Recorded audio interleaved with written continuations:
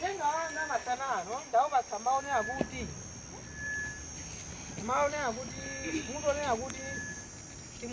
mmamudalira ndani. Ndakukhanga ndi funso ndalibwereza kufunso kuti kodi mmamudalira ndani, mmamudalira ndani, iniyo mmamudalira ndani, ine mmamudalira ndani, tosefe pano kati mmamudalira ndani. Mtanaenda ndipo ndiyang'ane Yesu osachimwa tate kwati pasa ifeyo moyo wake khanga ndi kwa iye thandizo lathu kwa ifeyo mmamudalira ndani. Ndifunso tati wina aliyense mkati mwake azili yankha paikha. Kandi nakuti kodi ife timadalira zinthu za dziko lapansi zimene zili zokutha, timadalira tingatika amatsenga kati ngati aombeza maula amene ali padzuka amene tikuwadziwa, ife timamudalira ndani. Ndifunso imene wina aliyense afuna kuti aliyankhe paikha. Ndili mkati mwaunguza ndinazapeza ndimakanika kuti khozo langa kutenga nkhaza m'Baibulo zimatilimbikitsa, ndimakanika kuti khozo langa mfundo ya ndani kuti ndikhoza kuthandizana nayo mamutu wanga kuti madalira ndani. Ndiyebe ndinakwanitsa kupeza nkhani imene tidziwa bwino, nkhani imene tinayiphunzira kwambiri takhati kuchita nayo mwathu wa tsiku ndi tsiku kuchokera m'buku la Samuel. Monga amene maphunzitsirana aja ndinangotenga kwa kweshoniko kuti anawo ndaphunzitse. Timaphunzira m'buku la Samuel tina kuti timapezapo nkhani ya mzimayi uyu amene anadalira kwambiri Mulungu, amene chikupeka nkhani iyi mmayidziwa sintenga sokuti kapani ngati ambaso mwa mtundu wanji kuti ngati ena ndina ndi alendo mkachisi muno, koma ni nkhani ya mzimayi amene timamudalira timamuyimva timamika mapulogalamu osiyanasiyana amene zina lake ndi Hanna. Koma ndinangoleka kwa vesi limodzi limene limatiphunzitsa nena kuti tikhoza kukhala anthu odalira kwambiri teka nzeru zathu zonse pa Mulungu. Nkhani ya Hanna ni nkhani yomvetsa chisoni kwambiri, maso ni nkhani yokusa moyo wathu wa Chikhristu wa tsiku ndi tsiku. Hanna anali mkazi wa Elikana. Zimayi ameneyu anali pakati poona kuti nyumba mwake Elikana anapitanso mkazi wina amene anakwatira ngati akazi awiri mwachidule nditero. Komano mkazi mnzakeyu aonera kuti amabereka. Pamene Hanna analibe mphaso ina iliyonse ya mwana imene Mulungu wamwamba anampatsa. Ndakuti tsiku nthawi ndi nthawi zimayibe amasowa mtendere kuteka ndi imene amakhalira ndi mnzakeyu amene anandikuthekera kukhala ndi ana. Zonse zimamuchulukira kwambiri, amazunzika kwambiri. Mkalikali mozunzika iye chimene anagwira kwambiri ndikukhulupirira Mulungu wakumwamba. Anamukhulupirira Mulungu wakumwamba aona kuti palibe chilichonse chimene amaona ivi na amuna ake anaonanso kuti kwa iyeyo sithandizo soyi. Chifukwa kuti iye amchamaona mutu mwake chimene chimamuyendera nkuna kuti ne basi ndingodalira patani kodi pa Mulungu. Inakwana nthawi ina Mulungu wakumwamba anamva kulira kwake. Ndifuna ndiyankhule kuti chani, ndifuna tilimbikitsane luna kuti pamene tikudalira Mulungu kalikonse kaifa kamene ife takonza mu nyengo yathu kamayenda. Pamene tikudalira Mulungu wakumwamba zimene ife takonza kuti Mulungu wakumwamba nichitireni ichi chimachitika pangatenge nthawi pangatani. Mulungu wakumwamba amakhazikika pa ife zimene tafuna. Nthawi zambiri ndimanena mavesi aona kuti nthawi zambiri timasemphana ndi Mulungu wathu, timapemphera kupemphera koma osapeza chimene ife tikufuna. Ndeti makhala ndi mafunso mati khoto Mulungu ndikupemphera ulendo uti kusapa konso kusira kupemphera umene na kuti tangosiya bwera kupemphera kuni ndizingopanga zina chifukwa chani Mulungu sakundilani sakundiyaka chisowa changa. Ndeti manena kuti bwanji sana siya kupemphera kuti ambita zilongo sola kaye wifemo watu wa uzimu ndi Mulungu wathu kodi moyo wangawu ndi Mulungu wanga zili bwino. Zimatikanikitsa kuti khoza kulanda zosowa zathu koma zimayo yo anibasa tonena kuti iyeyu olasinali choncho koma moyo wake anakhazikika kwambiri kwa Mulungu. Verse number 1 Samuel 1 verse number 10. 1 Samuel 1 verse number 10. Palimao wamema ndipasa abasayimza manena kuti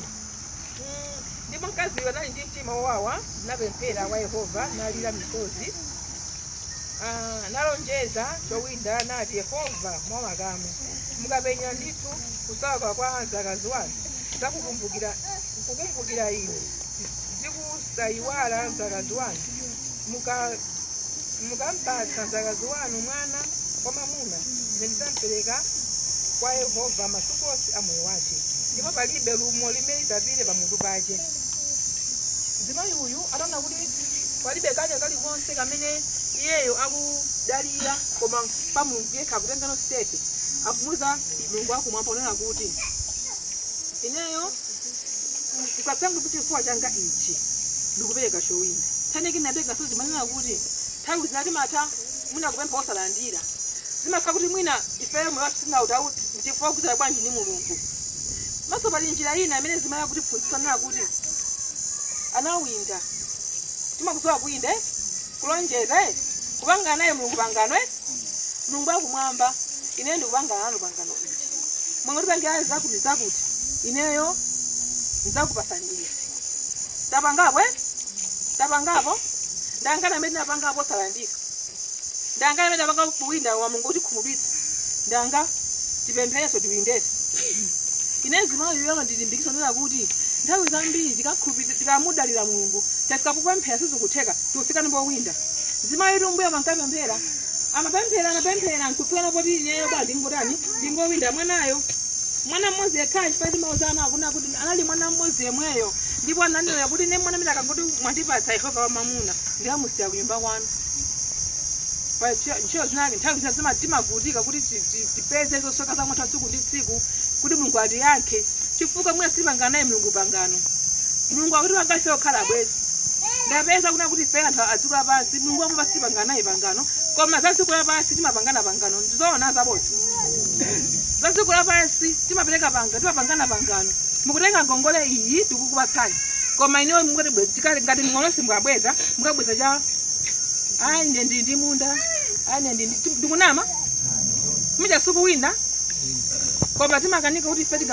tingamubwe pamaso Mulungu matunthu mowinda kunoti ife tipangane naye Mulungu cholinga mmene tifafe cheningoti chitheke koma maleke timasintha thabwa ngati zinatheke timamba kupita kwa maula ineyo kuti mwananga uja adwale koma tuli ndaujeni aja koma kuti zizichitike ndaujeni aja Mulungu akumwamba amadala mtima umenewo ife tipene wafanira kuti titenge zimene anachita zimayi uyu nalabanga zimayi uyu atakawinda pansi pa Mulungu nena kuti ineyo pavute pasatani pasavute mwana ameneyi ndinamusiya kuti kwakoti kunyumba kwanu ndipo akhala nyumba mwanu Yehova ndiye Mulungu akuti chofikisa iye chopeza zima amene chinanene kuti chinasiyako chinapangaaidwa ndikonena kuti chani Mulungu akumwamba nokhulupirika kwambiri amamva zimene ifeyo mtima wathu kutani kodi ukufuna mtima wathu ukapempha ndi kumagonja Mulungu akumwamba amapereka ndipo ndilimbikisana nanu buku la Yeremiya tifunukule buku la Yeremiya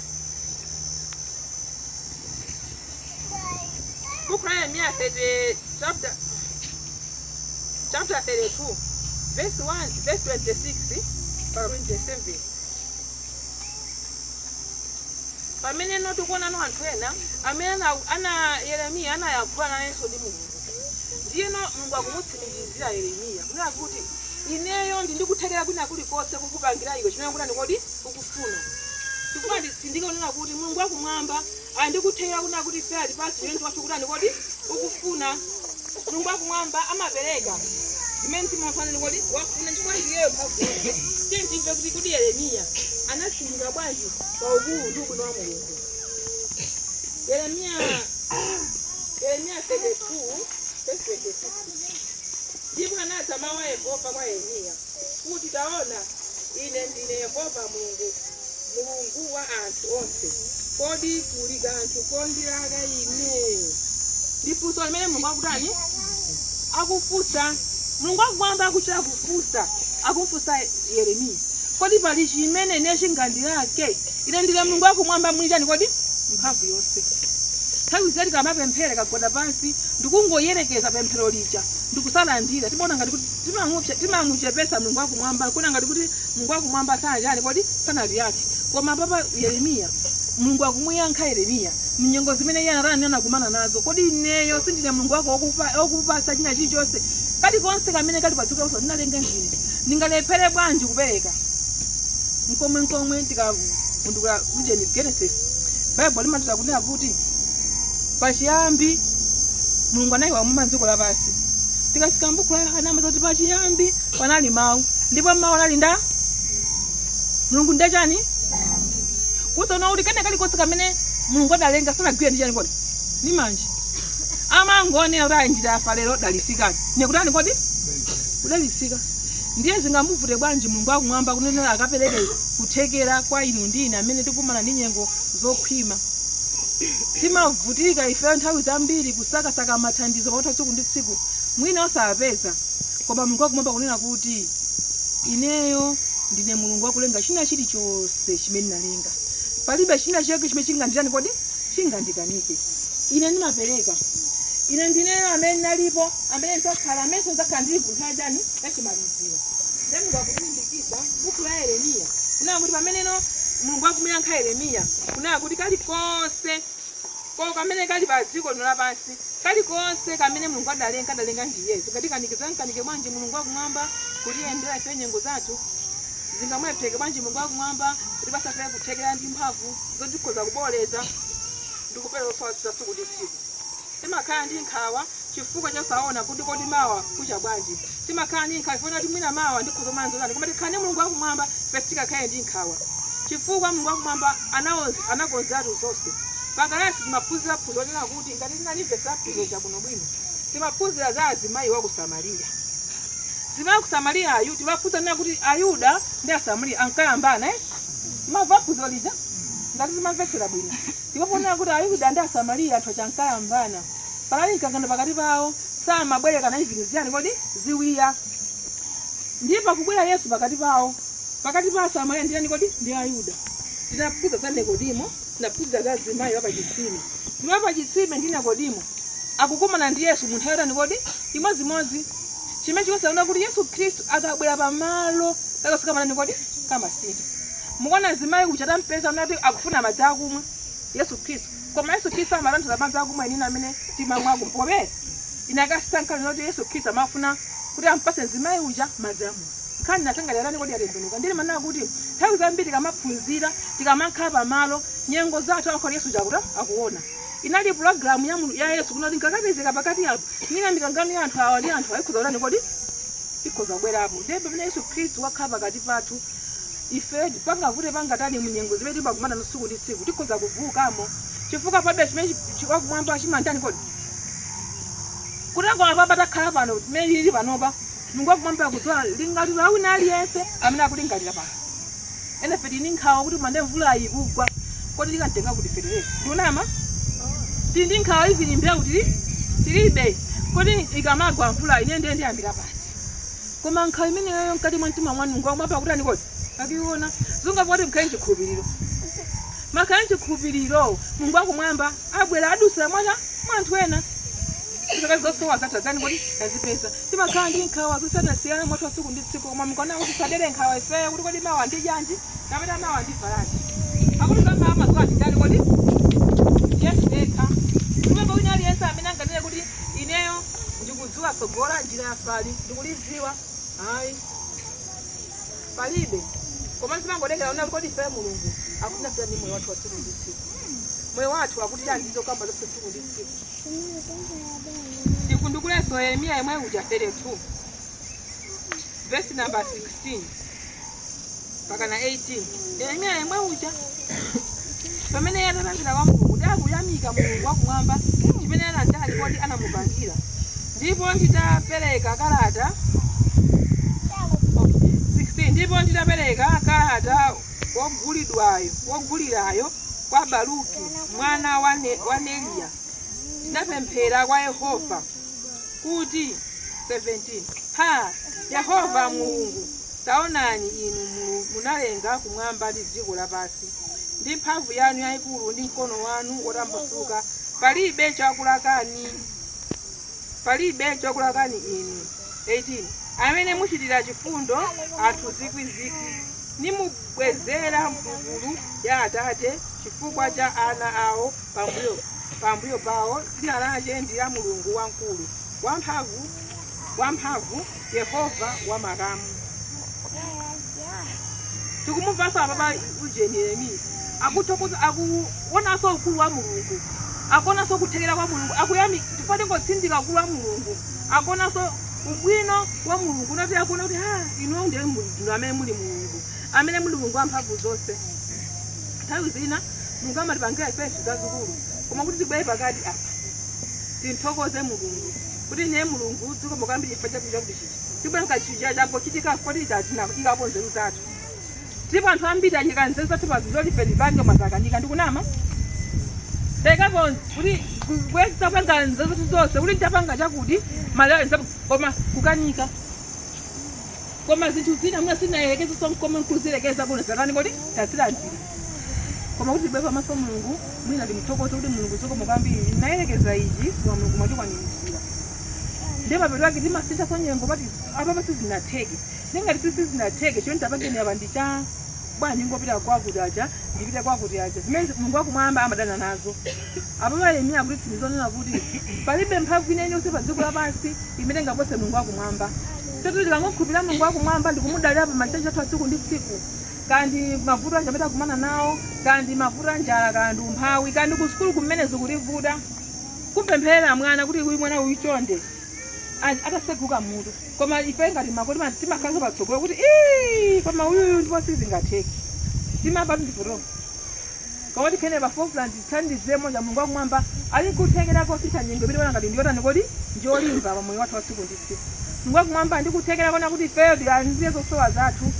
mzani Mulungu akumwamba amene akutiswete akutisunga ifeyo kufika tsiku lero tili ndi moyo chonchi aina ife ndi zolinga zimene akuti tisazikwanitse pa moyo wathu zonga kuti ife tisunthe pamene tilipo tipite pa stage ina mlingo wina wa Chikhristu chathu Mulungu akumwamba ngotheka kuti atipangitsa chilichonse nthawi zambiri timalephera kuti timvesesane mwina mbake ndi maneighbors athu kumene ife timakhala kama tikuti tikhalire limodzi ndi anzathu tipangane limodzi ndi anzathu tikhale limodzi ndi anzathu mwina pali ma challenges ena amene akumana nawo zo ndili kuntchito pana ndipeza nkhani ina yakwati koliwa uko inachika kusisepi gulo imba chonji mchachiko kokonipa kuja ndikusemphana zichewa ndekuti nkhani yafakwazi kula mpingo kumeneko aziwa kula mpingo aja anakamba nkhani jaka inatha bwanji ndali bamba uyo nanga vundu mukamena aliyeko mapama kwakula mpingo naona nkhaniyo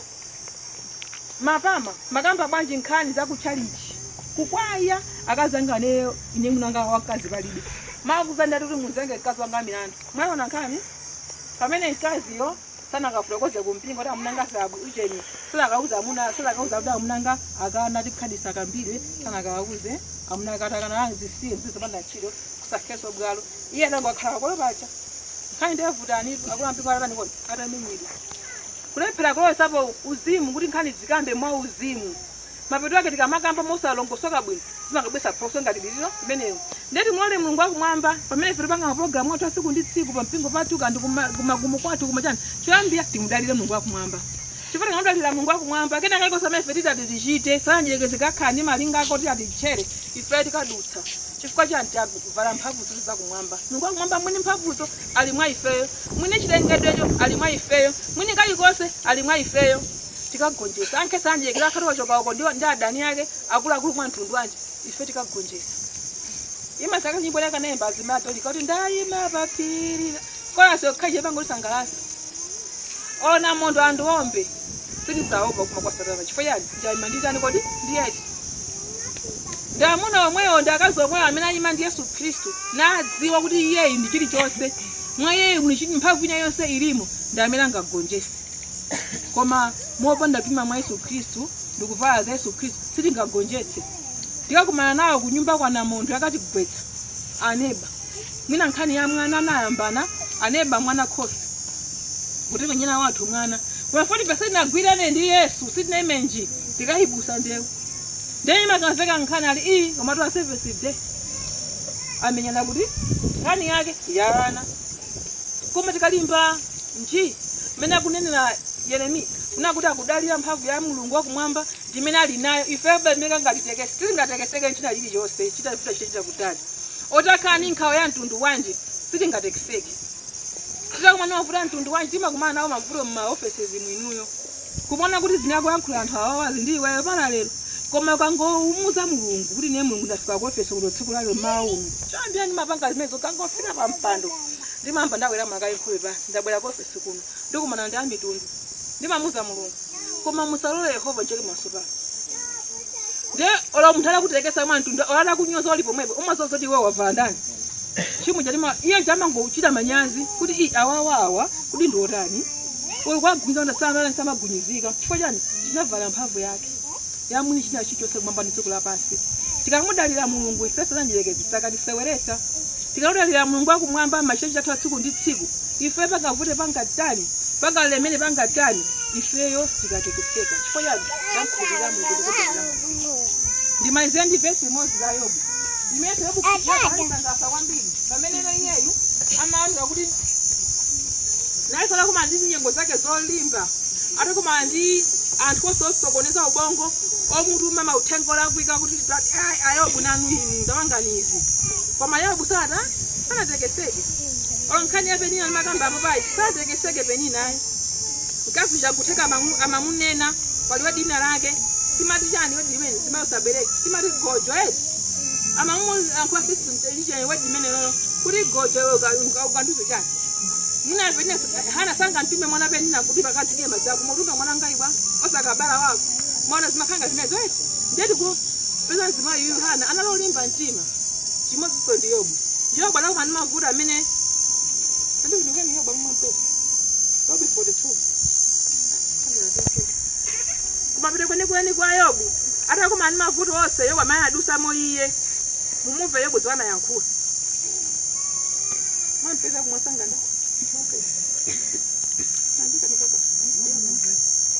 Yobu 42 verse 1 mumuve Yobu zinaku yankhula kumapereko naye soda kumani mikwingilima baba apa mwamba kuti Yobu azichepetsa pamaso pa Mulungu mabwenziwo azuzulidwa ndi Mulungu Yobu apulumutsa nadalitsidwanso. Verse 1 akuti pamenepo Yobu anayankha Mulungu nati ndidziwa kuti mukhoza kuchita zonse ndi kuti palibe choletsa cholingirira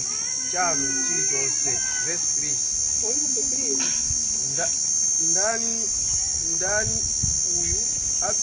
Ndani uyu abisa uphungu osadziwa kanthu chifukwa chache ndinafotokozera zimene sindinazizindikira zondidabwiza zosadziwa ine. Verse 4 tamveranitu ndidzanena ine ndidzakufunsani mundidziwitse kumva ndidamva mbiri yanu koma tsopano ndikupenyani pamaso.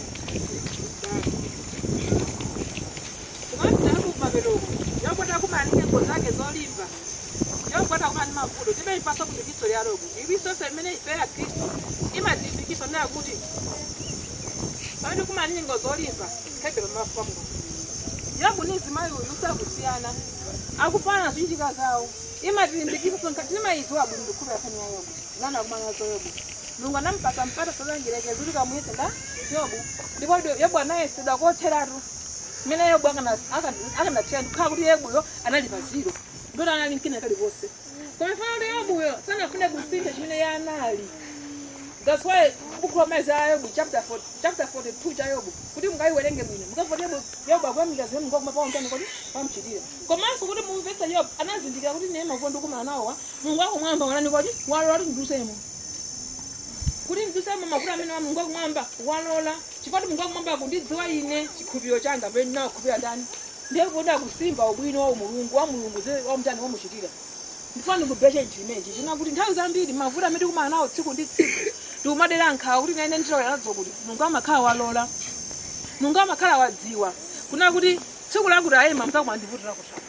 tsiku lakuti mzakumandivutira ikatisa munyengo zimene zozo Mulungu amakhala walola kuti wavomereza pamene Yobu akuyesedwa akusowa mtendere ndizo tsiku lapansi mene Yobu anazunzidwa tinamva kuti ananizwa tuna paliponse sowa mtendere kali kosizo sizija Mulungu akumwamba masiku ndi nyengo zathu zimene tikumana nazo tsiku ndi tsiku ngati fati timatsamira pa Yesu ndikudalira Mulungu akumwamba nyengo zakuzidziwa akuzidziwa zingofuna kuti fati ndalire kwambiri Mulungu akumwambayo motheratu chifukwa tikamdalira Mulungu otheratu kalikonse kamesanjekeza kuti sosana kontenderero Mulungu akumwamba zabwerezeresa Mulungu akumwamba azilipsa kena kalikonse kamesanjekeza warani kodi walitanda zimene zili zathu mone zimayi uja anampasa kuti mimba yake yasekeka anatero eti koma zimayi chimana lira iye kwambiri kunali kulira nda Mulungu wakumwamba mpaka zake zinatheka sidalira. Nayenso yo bwana nyoyo zake zikuvuta. Anasamira panda ndipo Mulungu wakumwamba nchifake vese yebu akusimba kukoma ubwino wa Mulungu. Ndio akutilimbikisa funana kuti pamene ife ada kumanyengo zovuta tingoza kuti Mulungu akutani kodi akuziwa. Koma chimene chikufunika akufuna atipike. Kodi ujeni mwala golidi kungo utenga panse kungo ukumba tikakapangira chinthu ngakamba kuba ukachinthu mwala uja mafodi usulidwe anthu aja wakumba mwala uja kupitisa machini ndikusukoza konza ndibyawa panga zinthu chintu goli chokongolera nde ife ngati tili pano padziko lapasi tikwera kuti ifeso tiumbike munyengo zokutusiza kuti fati tiumbike kuti tikhale ngati golidi tiwale pamaso pa Mulungu tioneke ngati kazokumveka kaya tikhale muchimene mngoma akuti ngodi akufuna zofoti ife Mulungu atisule tisulike tisulika bwanji panda mavuto zingatheke sizingatheke tikona kuti tisulike pamene kumanyengo zolimba tikama manyengo zolimba pefe timathamanga ndi pamaso pa Mulungu ambo ndikukwata ine ndikupemphera makumbuka tsuna lake kunatuka ntanga bwera kunchinje kuno natu ndosi mayi wa mbolo menewo bezo zoli Mulungu si munthu paka limafuna nthawi nango bwera ndotuka matransfer awiri nthawi imodzi ndangofika ndangosisa katundu mwezi umodzi akuti transfer zipita ku mikundi ukalamulire kumeneko ndiye ndanena kuti mikundi koni makuganizirano ana ndini mati nkhoza kupita kumene ndetera nawo sukulu maona mwane gadi fasi makudziwe ndeni makona mantundu wina kuti ine makona ngati kuti mwina basi ananga chani ndimene manga ndimafunira ndiye ine foni ndimakana ako koma ulamuliro wa ntchito suka na vera za ine ndimene nabe kutani kupita ndifune satani ndisafute ndiye kwata chimene napanga ndiye napita kuchipinda ndimanga kukwawa ndoto ku office kwa ndiblasha kale natenga sinimayowa 10,000 ma 20,005 nagwala babedi banga ndina muza Mulungu mapembe sinane nthawi tali nango nati Mulungu akumwamba mapaka zisotheka kazo tani kodi zotheka mwanjira ine yose transfer yako mikundi mwile perese ndawida ndrama iyi chechikuja ndikumanga ivi dakaguleni Somali nani ndo choncho nice yapomba ndikamaka gona mazulu nango yesu ntambali ine ngugona mama akukaja nimesiya sopomba zona banga mama kwisha sopomba masuku atatu anale awili nabanga mezo masuku awili namba 3 natoka transfer hii from Mchinji boda mwazanga nga Mulungu bombo ndiye chintu kama bempira ndichikhulupiriro chipoti timandalira ima sinkanyengo automatic zimeti manoti zizikutoka zolimba kuti sizingatheke nyendi kuti sizingatheka ni mapita yeni mapazida enina kwa kondo nati natsimikiza pa apapa ndingobisa natsimikiza komano chifo cha mphamvu ya bempera bombo napempera zendika zimezo Friday ine mama anatenga tamanga ichi pamba kuchaichi ukaibereka nangasini nayo winda nde Mulungu wakumwamba tikangonkhulupirira una kuti chinthu chiti kwa Yehova chitheke inu kutani mngwa mpa chimata ngoni chimatheka chifana nafu sonena kuti kodi inu yoma mudalira ndani namba ndifuso kuti kuti mutu wanga nawika mufuso kuti timamudalira ndani timudalire Mulungu wakumwamba amene no amapereka zokuza tani zoma ndikolanga ndipezi kuzokazo zatheka zino nyengo zizikozoka zolimba zini ngoma tani amapereka ndiye Mulungu wakumwamba timudalire tinkhulupirireso tikamukhulupirira Mulungu wakumwamba ndikundalira kete kali kose tikazakhala vuto ola ne baja akadabwa kuti akutsutsuleni akuti ndimuli tsimu kutekeseka apange kupita kuje ni kudraw kwatunga madzi inu kuika chidebe akupezani atenga jere akonyinako akuika cha inodu kwasi atudu basi watangata ngati situngabe akanyamuka inu mvuto nde mapeza ena ukamasesa au tenga zinyana zao awasesera mbali yako sichoncho zimachitika zimeze iwe chonga chiti sasa uteso mau ikotenga sese kwele kolo karani kodi mundu amene mapangasa azoti kuda mmemambe kena akaza kufusani kuti kodi mapempera mpingo wanji emwe muja pepo umangulalikira uthenga wa Masai kungompuzisa basi chifukwa ino mukutso amene mukuntani kodi mukundalira kuti nkhondo ine aliyo senga kula amenye ndi ndani ndiye kama bandu ziva mungaze bya nkhondo vetri cheti ndeni mafandi ngolimbikitsana masana na kuti pakavule pangatani tete khupireni Mulungu wakumwamba ndikundalira ali ndikuthekera kolowera nyengo za mefe kuti ndikoti tikudusamo ali ndikuthekera kuti zula kutheka lakitembera malira abasana njelekezi akuti inu ameneyo ali masuku 4 ndikumbukira dzana kunali uku wati kwa colony munamva eti ahera namenya mwana wa skule ndiye aina kumeneko mayimba foni ali kuchipatala anthu mamuimbira amayi aka patient amene ali mbwere naye kuno musakheso kuchipatala koyi amene ali mmasiku 4 ali moyo anamba afa kuti nini ndinatchera khutu kuti ndimve fa munthu analibe kuchipatalako ndiyesa watuka kandi dzulo kandi watuka koma no ndi amati ndimachera khutu kuti ndimve kuti wafadi koma lero 4 atani chifukwa tinali mande kana imande kana ichoze lero anamba 4 munthu alipo ndisanajerekezi pena makhani mtima ife ngati ya Khristu kuti uzatithu kuti ineyo mwana wanu wadwalira ushu ali mmasuku awiri mwanga mphonya lero kupera naye amene iye kwasinganga akutani kodi akupita ndinu mathama kukavula dolikayo ndikunama ndikukavula mwana nga atani kodi sanjekeza nguli dzala mantha ndeti mamuza kuti apita masuku 4 Mulungu wapereka watani sokodi watimveni si masuku 4 akakwana akapita sitivomereza kuti Mulungu watani kodi wokonza koma fitira pemphera titamuza Mulungu kuti ambuye mwana wanga yeti ambuye mwana wanga tikamkomera Mulungu kuti mwana uja amwalire siwa nthawi sinakwane koma tikanyamuka sobera kwa sini nasenga makabuza kuti ndi amayi anu maya kwaza wapha maya kwaza sanje izi kwenyenjera sanje ngizamafuna kudanisa wati uza kuti mwana uyu masuku 4 kupita zakati mwana leo na maya anu ajatu maya kwa kulira zaka soseza akuphere mwana lero ndiyeno sanje ngizoshenjira amafuna kuti ife atisokoneze achize pa Khristu mefe tinacho koma feti mkhupira Mulungu ndikundalira kali konse kamene Mulungu kamabwera titenge nkhani yayo umene imakhalira iwo anali dwana ake onse ziweto zake zonse zinapita kwati Mulungu anakani kodi anabwezeresa ndeni Mulungu wati wobwezeresa chimesa je watenga Mulungu amatani kodi amabwezeresa ngati sido koma ni mwana wanu zakutani kodi azola zimene mwana nani nazo wazi Mulungu akumwamba ndi wabwino sivafoni ifeyo tindalira ndikutani kodi ndikunkhulupirira Mulungu akumwamba alemekezeke chifanya nthawi kufuatira khala pheya kupesa uthenga wake amen